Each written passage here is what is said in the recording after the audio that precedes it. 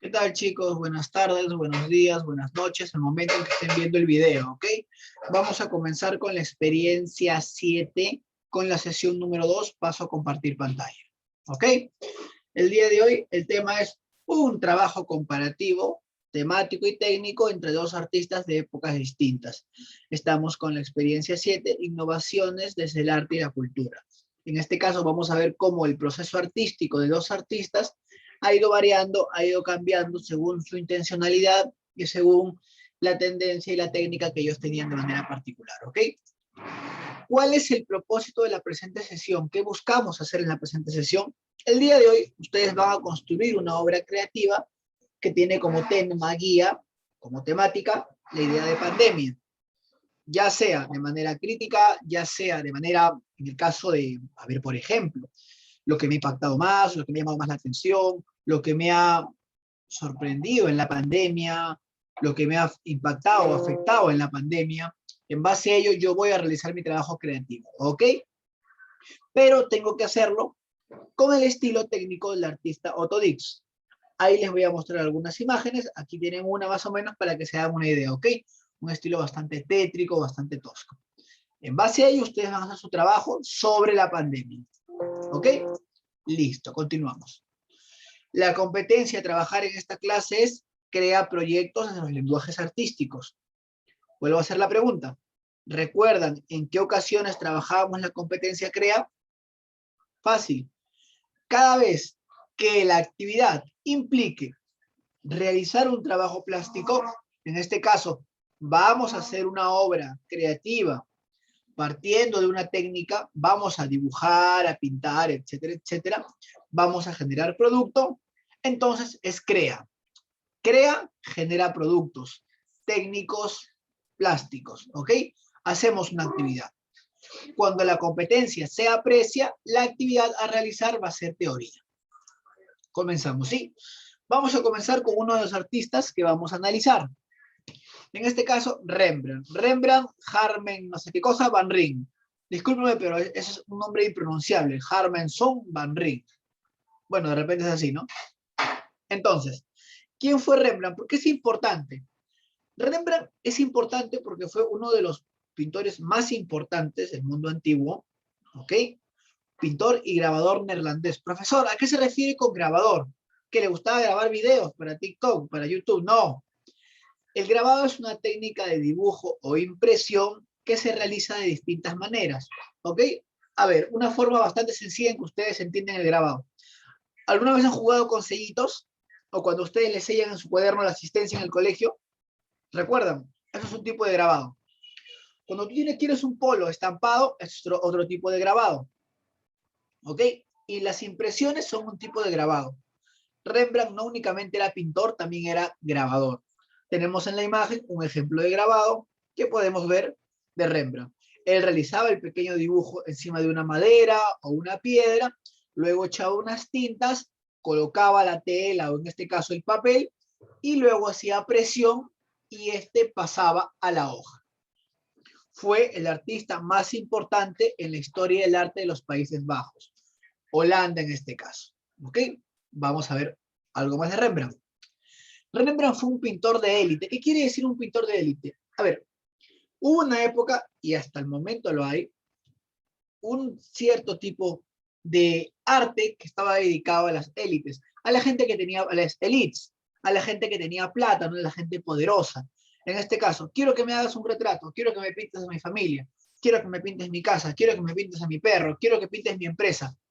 Rembrandt se dedicaba a ese trabajo. Hacía trabajos a pedido de gente poderosa. Obviamente recibía mucho dinero a cambio de ello.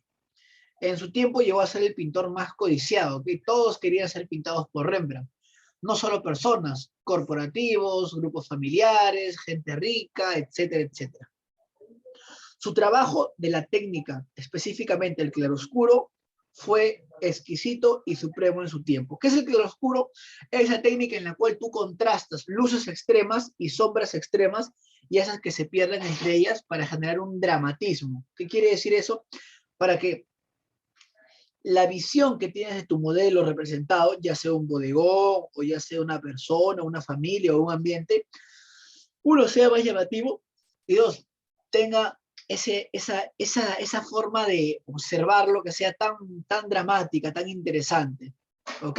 Esos contrastes, como podemos ver en nuestra imagen, tenemos unas sombras extremas, el cuerpo de nuestro personaje, en este caso es un autorretrato, se pierde en el fondo, en la parte inferior, pero en la zona de luz, la luz impacta directamente con su rostro, generando un brillo bastante cargado.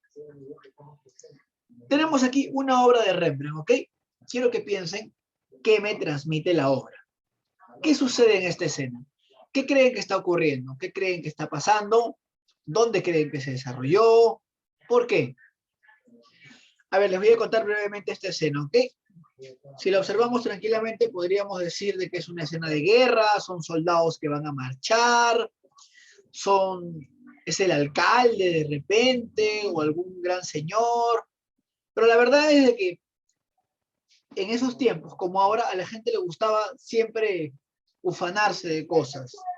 La idea del ciudadano, guerrero, soldado, era muy importante en el Flandes de esa época, en los Países Bajos de esa época.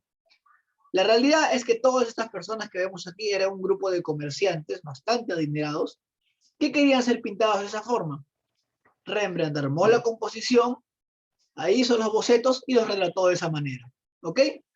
La idea era mostrar ese ciudadano dispuesto siempre a luchar, poderoso, ¿no? Pero ninguno de ellos realmente era un soldado, todos eran comerciantes, gente rica, mercaderes, etcétera, etcétera.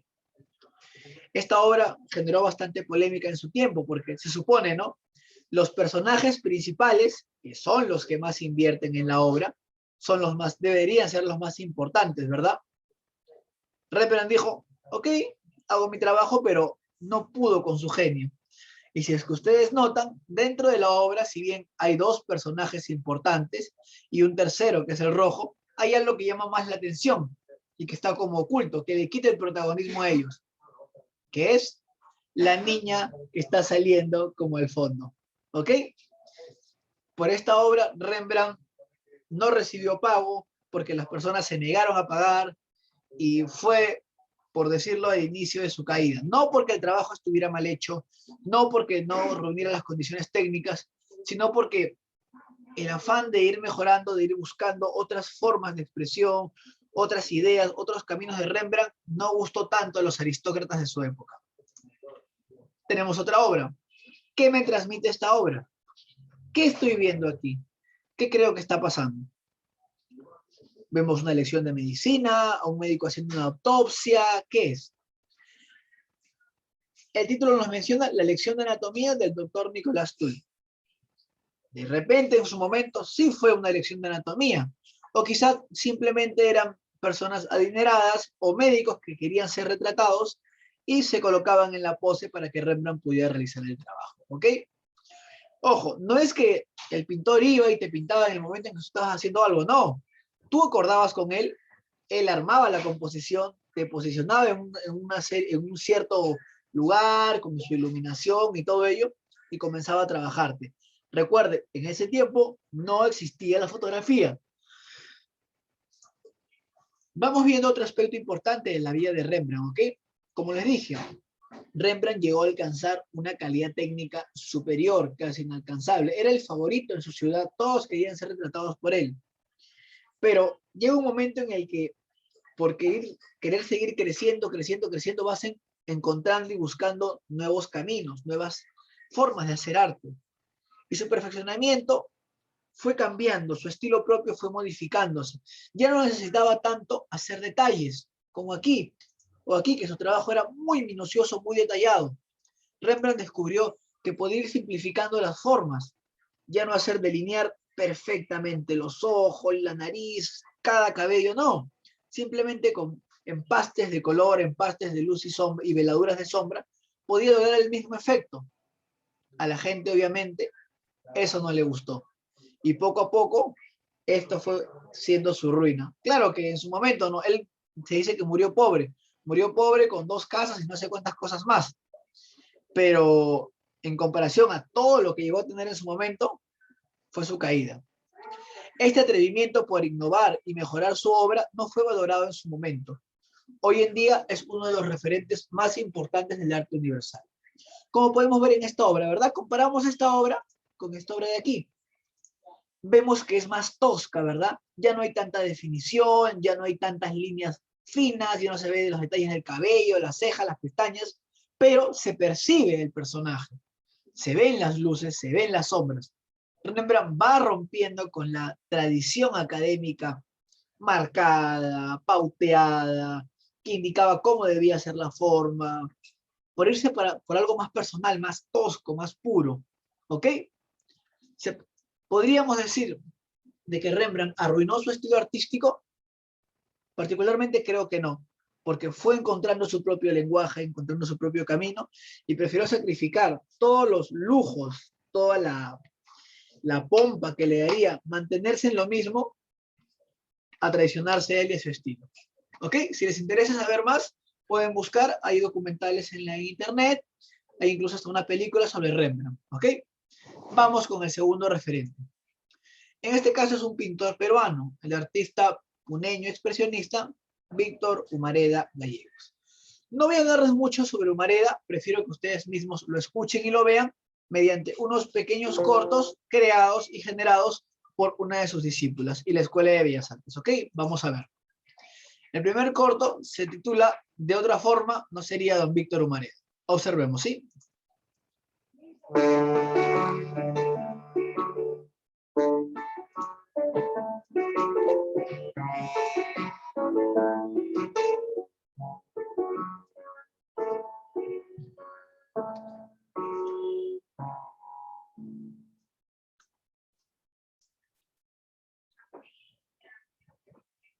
La imagen de Humareda es un artista que tiene un universo propio, que no repara en hacer de su vida una especie de apostolado a su propia experiencia como artista, que se separa del contexto para vivir esa experiencia con sus pinturas, con sus dibujos, con su opción de soledad.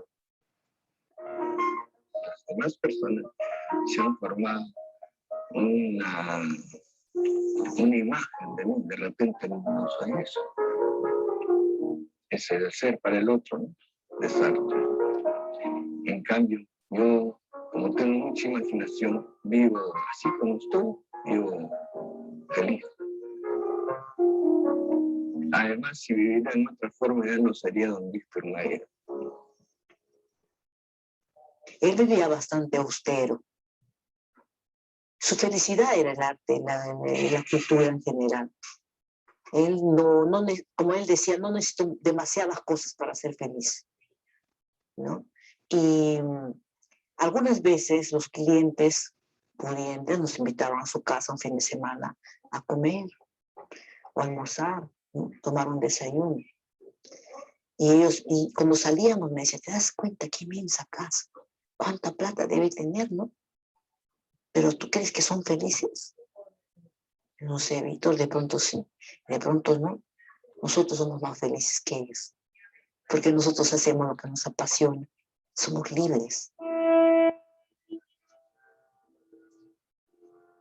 Se ha producido, yo creo, una especie de inmolación incluso, un gran sacrificio, pero cuando uno lo racionaliza te das cuenta de que, como él mismo dice, si él hubiera vivido fuera de la parada, ya no sería don Víctor Humareda el segundo.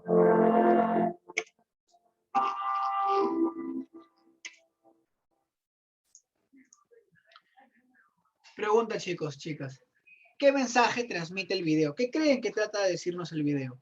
A ver, nos cuenta una anécdota, ¿no? De su discípula Iveta Boada y él, cuando iban a almorzar, a tomar desayuno en la casa de un cliente, ¿no? Y él veía la casa llena de riquezas y cosas, ¿no? Y le preguntaba a su discípulo, ¿tú crees que ellos son felices? Y le decía, no sé, pues, ¿no? De repente sí, de repente no. Y él cierra con una frase bastante interesante. Nosotros somos más felices que ellos porque hacemos lo que nos apasiona. Somos libres. Entonces, punto importante, inicial, del trabajo de Víctor Humareda, él era un apasionado por la pintura, él amaba lo que hacía, independientemente del estilo, expresionista, figurativo, realista, etc.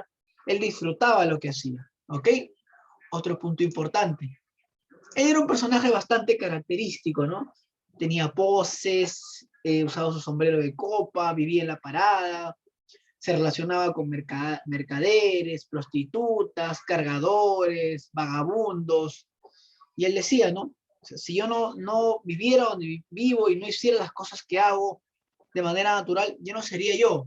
Yo soy parte del mundo en donde crezco, en donde me he forjado. Vamos a ver otro pequeño video, ¿ok? Este se titula El exiliado. Observemos con atención.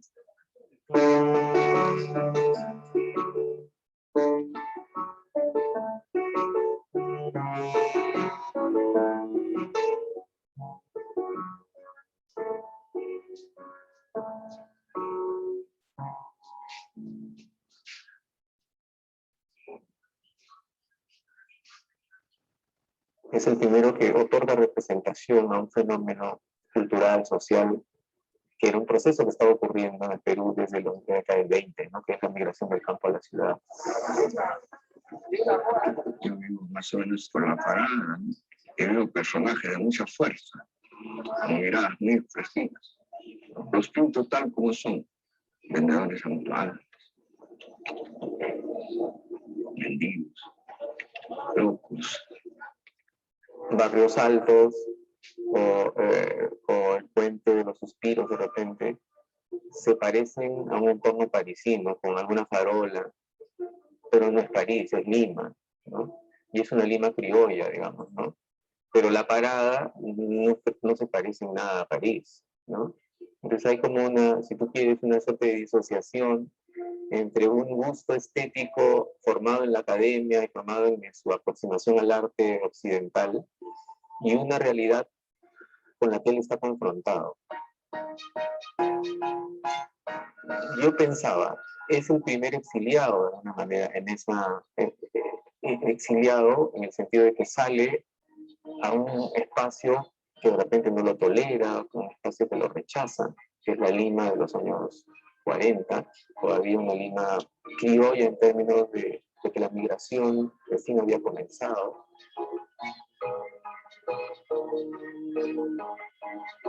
Cuando ves, por ejemplo, las multitudes en sus pinturas, una pintura de trópico criollo como El Señor de los Milagros, tú ves cómo están los personajes de esta pintura y tú ves que son manchas. Todos los personajes de Mareda, multitudes o no, en las pinturas de Lima, son manchas.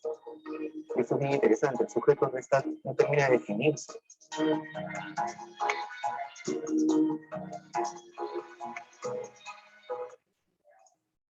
Listo, vamos con la siguiente pregunta y esta queda para ustedes, ¿ok? ¿A qué se refiere con la palabra exiliado? ¿Por qué dice que Humareda es un exiliado? ¿Ok? Hemos hablado, el video ha hablado de varios puntos. Las personajes, las personas, los personajes que él retrata, los ambientes, ¿no? Habla un poco de Barranco, de Barrios Altos, de La Parada, de la diferencia entre ellas, ellos, y también nos habla de qué más, de cómo se relaciona él con la migración, ¿no? Su trabajo trabajando los migrantes que llegan a Lima, y la característica de los personajes que él trabaja, que casi siempre en todas sus obras son manchas, no están definidos. ¿Ok? Respecto a su obra artística, como ya se mencionó, Humareda trabajaba, retrataba los ambientes que él recorría, podemos ver en la imagen el Puente de los Suspiros, ¿no? Podemos ver, creo que es la Quinta Jera en la otra imagen inferior del cuadrante inferior derecho, y en la parte superior a su relación con las prostitutas. Humareda se relacionaba con prostitutas, mercaderes, vendedores, fruteros, locos, basureros. Todo lo que él iba transitando, los lugares por donde transitaba, las personas que conocía, las retrataba, las pintaba. Era como un retratista de la sociedad, un retratista de su recorrido, un retratista de las vivencias y personas que iban siendo parte de su vida, ¿ok? Observamos una diferencia en el estilo técnico. Su estilo es más suelto, los colores son más puros, más cargados, a diferencia del trabajo de Rembrandt, en donde hay un estilo más académico, unos colores más terrosos, unas iluminaciones más finas, ¿no? Observamos un trabajo técnico más tradicional, ¿ok? Incluso en su estilo ya un poco más suelto. Igual, el uso de las luces y las sombras es más tradicional. Luces doradas, sombras terrosas, Humareda ya no, Humareda deja eso, descarta ello para encontrar un estilo propio, ¿ok? Ahora chicos, vamos a la actividad, ¿sí? Luego de este breve recorrido entre el trabajo de Víctor Humareda Gallegos, nuestro pintor peruano, si desean más información, pueden encontrar en internet, hay mucha información sobre él, es uno de los pintores más queridos en el Perú y en la Escuela de Bellas Artes, y también sobre Rembrandt van Rijn, ¿ok? Vamos a la actividad. ¿Cuál es la actividad? Ustedes tienen que pensar un trabajo creativo y realizarlo. El tema es la pandemia. ¿Qué ha sido la pandemia para mí? ¿Cómo yo la he enfrentado? ¿Cómo estoy viviendo ahora después de tanto tiempo encerrados? De repente me dio pánico, fue algo muy malo, algo que en realidad no me afectó. Depende de cada uno, ¿ok? Ustedes tienen su tema, el tema es la pandemia. Cómo cada quien lo interpreta es independiente. Ahora, lo que tú tienes que hacer es un trabajo creativo, una pintura, un collage, un mosaico, un ensamblaje, lo que tú quieras sobre la pandemia, pero aplicando la técnica del pintor Otto Dix. Aquí te dejo 4 imágenes referenciales para que puedas darte idea cuál era su estilo, un estilo bastante tosco, ¿no? Impactante. Puedes guiarte de ellos para crear tu obra sobre la pandemia, ¿ok? Vamos a los criterios. Los criterios de evaluación son los siguientes. Primero, tu trabajo creativo es sobre el tema de la pandemia. Si tú me trabajas sobre la Navidad, no me estás cumpliendo con el criterio de la pandemia. Si tú me trabajas sobre tu familia en fiestas patrias, no cumples con el tema que te estoy pidiendo, que es la pandemia. Recuerda, el primer criterio va referido a que trabajes sobre el tema de la pandemia.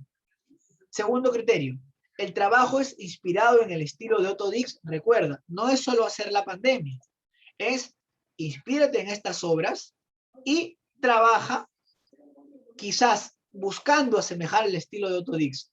Aquí tenemos otro ejemplo, ¿ok? Un estilo bastante tosco, de repente tenebroso, ¿no? Inspírate en su trabajo y realiza tu trabajo creativo. Y el último criterio, orden y limpieza y organización, ¿ok? En este caso no te voy a pedir redacción de texto, únicamente quiero el trabajo, ¿ok? Tienes 3 criterios y esos son los que tienes que considerar al momento de hacer tu trabajo porque son con los que te voy a evaluar. Tienes de plazo hasta mañana a las 8 de la noche para mandarme tu tarea, ¿ok?